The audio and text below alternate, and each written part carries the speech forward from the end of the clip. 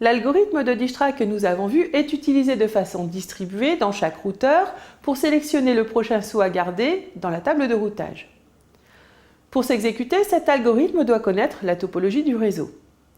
Les protocoles de routage proposent, en plus d'un algorithme de sélection des routes, des formats de messages et des mécanismes pour échanger ces informations et découvrir cette topologie. Dans cette séance, nous allons aborder l'un d'entre eux, OSPF, Open Shortest Path First, qui met en œuvre le routage par le plus court chemin disponible vers la destination.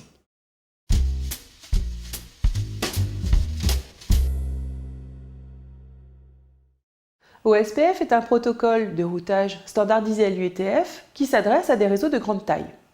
Comme tout protocole de routage distribué, il s'exécute sur chaque routeur du réseau et suppose un dialogue entre ces machines. Ce trafic de signalisation est transporté directement au-dessus d'IP et à un volume qui reste faible. Ce protocole est de type état de lien, link state en anglais, c'est-à-dire que chaque routeur dispose d'une vision complète et exacte de la topologie du réseau.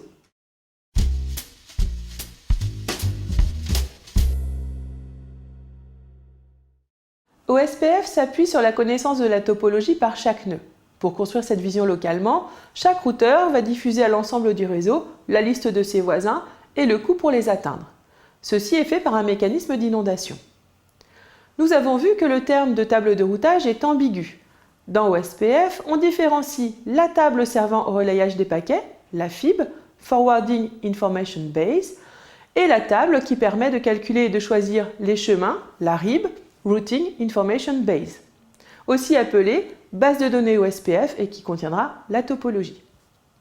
Chaque routeur reçoit les relations d'adjacence, c'est-à-dire de voisinage, du réseau et peut construire sa vision de la topologie localement et la stocker dans la RIB. Cette vision sera utilisée pour exécuter l'algorithme de Dijkstra et mettre à jour la table de routage, la FIB. Un changement dans la topologie peut être vite signalé par les routeurs et pris en compte en recommençant ces opérations.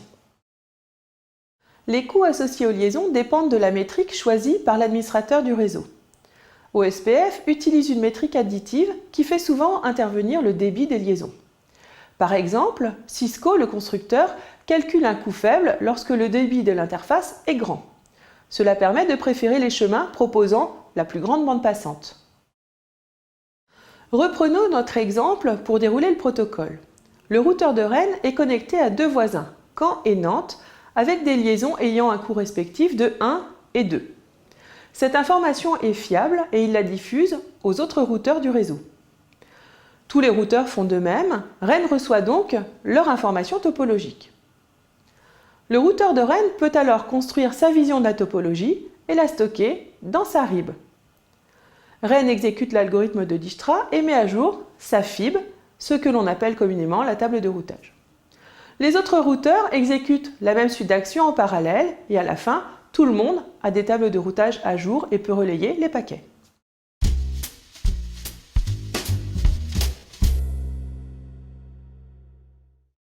OSPF définit la notion d'adjacence pour désigner la relation entre deux routeurs qui échangent les informations nécessaires au protocole. Le procédé utilisé pour diffuser les informations à l'ensemble du réseau est appelé inondation. Il ne sera pas détaillé ici car il dépend de la nature du réseau et peut être implémenté par différents mécanismes. OSPF définit également la notion de routeur désigné. Ce routeur est élu dans le réseau pour maintenir et diffuser la liste des liens du réseau. Il est adjacent à tous les autres nœuds et peut permettre l'inondation. OSPF est mise en œuvre par l'échange d'un ensemble de messages. On peut distinguer deux types de messages. Ceux qui permettent de maintenir l'adjacence et ceux qui maintiennent la synchronisation de la base de données OSPF dans les différents routeurs. La découverte des voisins et le maintien de l'adjacence sont mis en œuvre par l'envoi périodique d'un message appelé Hello. L'envoi de ce message Hello vers un autre voisin signifie que la communication est possible vers ce voisin. La réception d'un message Hello envoyé par le voisin montre que la liaison permet une communication bidirectionnelle. Un message Hello est court et contient un certain nombre d'informations. Par exemple, la liste des voisins déjà découverts. Elle contient aussi l'identité du routeur désigné et celle de son remplaçant en cas de panne. Il contient des paramètres, par exemple, l'intervalle utilisé dans le réseau entre l'envoi de 2 messages hello. Il contient aussi le temps au bout duquel la liaison sera déclarée en panne si les messages hello ne sont plus reçus. Une fois l'adjacence établie, les informations sur la topologie peuvent être échangées grâce à des paquets de description de la base de données.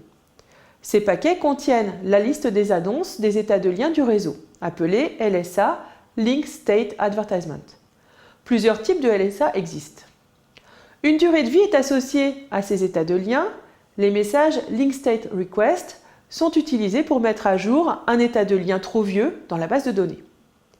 Les messages Link State Update et Link State Acknowledgement sont utilisés pour l'inondation, c'est-à-dire la diffusion fiable des annonces des états de lien dans le réseau.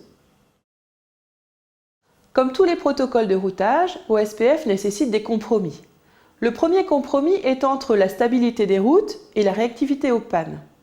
Ne pas réagir suffisamment vite à une panne de lien entraîne une perte de trafic.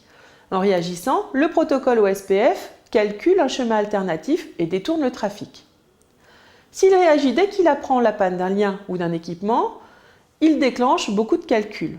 Si l'équipement n'est pas vraiment en panne mais a une interface vacillante, OSPF va générer de l'instabilité dans les routes, ce que certaines applications ne supportent pas. Le second compromis est entre la réactivité du protocole et la quantité d'informations à échanger. Si les routeurs adjacents échangent souvent des informations, ils auront une vision très à jour du réseau et pourront prendre de bonnes décisions de routage. En contrepartie, ils auront généré beaucoup de trafic, ce qui consomme de la bande passante qui aurait pu être utilisée pour le trafic utilisateur.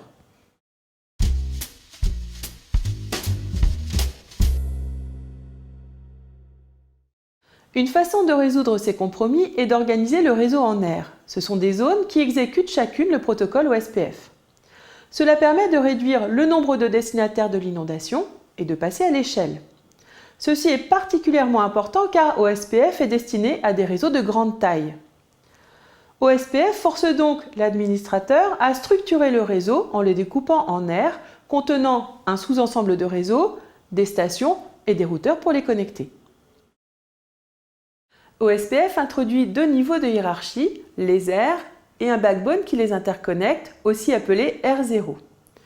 Chaque aire dispose d'au moins un routeur de bordure qui appartient à la fois à l'aire et au backbone.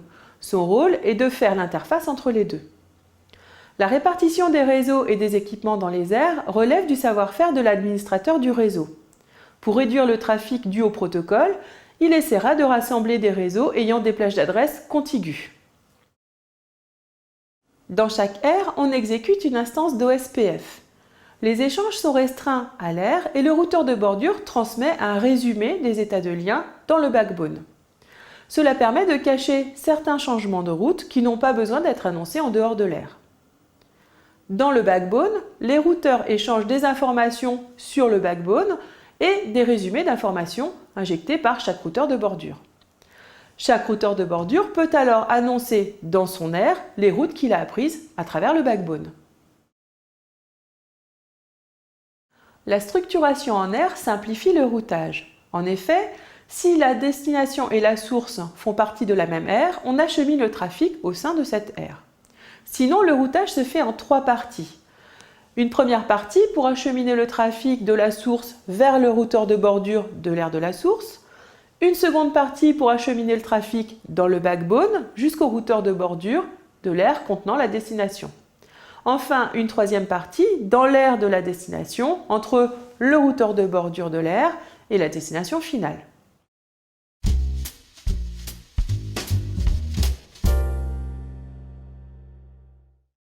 Dans cette séance, nous avons vu le protocole OSPF qui définit des formats de données, des échanges de messages et utilise l'algorithme de Dijkstra pour sélectionner les routes. Nous avons vu que les protocoles de routage doivent faire un compromis entre la précision des informations et le trafic qu'ils génèrent. OSPF s'adresse à des réseaux de grande taille et force l'administrateur à structurer son réseau, ce qui permet le passage à l'échelle.